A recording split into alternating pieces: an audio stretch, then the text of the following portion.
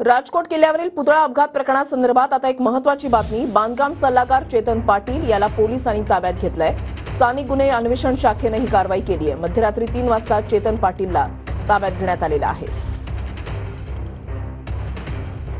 चेतन पाटीलला कोल्हापूरमधल्या हा तो बांधकाम सल्लागार होता, त्याला कोल्हापूरमधून ताब्यात घेण्यात आलेलं आहे। पुतळा चबुतराचं स्ट्रक्चरल ऑडिट करण्याचं चेतन पाटीलकडे काम होतं। पुतळा कोसळल्यानंतर चेतन पाटील फरार झाला होता।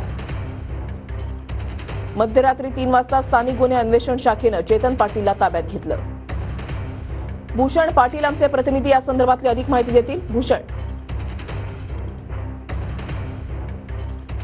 खरं तर राजकोट किल्ल्यावरील छत्रपती शिवाजी महाराजांचा पुतळा कोसळल्यानंतर काही तासांमध्ये चेतन पाटील आणि अन्य एकांवर अशा पद्धतीनं गुन्हा आहे तो दाखल झाला होता आणि गुन्हा दाखल झाल्यानंतर मालवण पोलिसांचं पथक कोल्हापूरमध्ये आलेलं होतं। ते वेगवेगळ्या ठिकाणी कोल्हापूर जिल्ह्यामध्ये त्याचा शोध घेत होतं।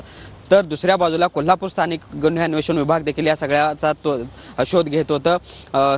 चेतन पाटीलचे दोन्ही नंबर स्विच ऑफ होते, त्यामुळे तो मिळून येत नव्हता। मात्र काल मध्यरात्री 3 वाजता तो एका नातेवाईकाच्या घरी कोल्हापूरमध्ये आल्याची माहिती स्थानिक गुन्हे अन्वेषण विभागाला मिळाली आणि त्यानंतर स्थानिक गुन्हे अन्वेषण विभागानं चेतन पाटील याला ताब्यात घेतलेला आहे आणि काही तासामध्ये काही प्रक्रिया करून त्याला मालवण पोलिसांच्या ताब्यात आहे ते देण्यात आले आहे। आता त्या संदर्भात काय नेमकी पुढे चौकशी केली जाते, या चौकशीतून काय समोर येतं हे देखील पाहणं महत्त्वाचं आहे। मात्र आपण बघतोय ही सगळी दुर्घटना घडल्यानंतर चेतन पाटील हा फरार होता, त्याचे फोन स्विच ऑफ होते।